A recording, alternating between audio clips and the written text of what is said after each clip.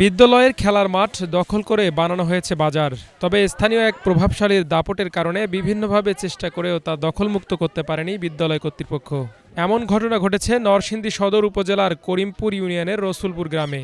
জানা গেছে ৮ বছর আগে মাঠটি দখল করে বাজার চালু করেন মমিন মিয়া নামের ওই প্রভাবশালী ব্যক্তি। তবে বিদ্যালয়ের খেলার মাঠ দখলমুক্ত চান এলাকাবাসী। আগে স্কুলের মাঠে ছিল, এখন আপনার হারা বাজার টাজার করে আপনার স্কুলের মাঠ অনেক বদ্ধ হয়েছে, ফলাফানের খেলাধুলার অসুবিধা হয়, এরা স্বার্থের জন্য বাজার করছে। আমরা খেলার মাঠ চাই করে মাটি পেয়ে বাজার দিয়েছে।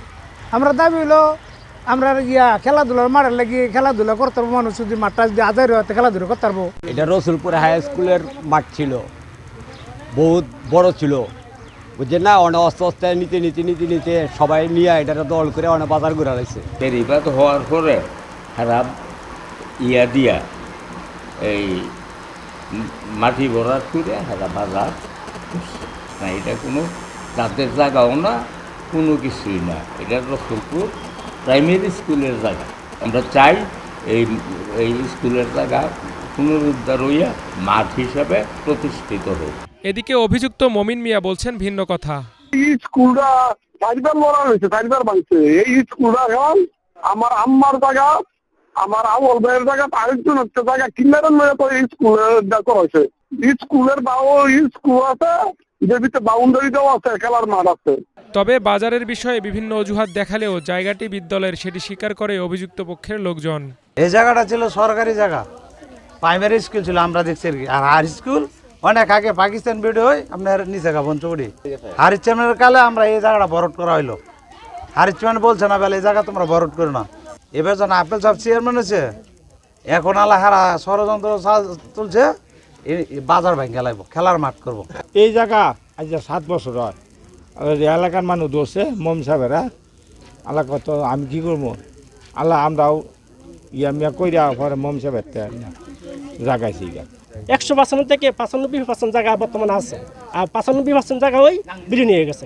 এই জায়গাটা অনেক বিশাল বড় জায়গা ছিল, বিভিন্ন জায়গা থেকে, বিভিন্ন বাংলাদেশ আনাচেখানা থেকে এখানে খেলাধুলা করতো।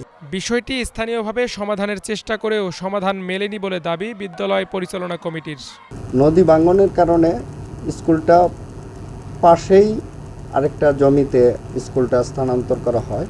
বেড়িবাঁধের পরে সরকার যখন গ্রাম রক্ষা বেড়িবাঁধ করে দেন, তখন এই স্কুলের সম্পত্তিটি পূর্ণ উদ্ধার হয়।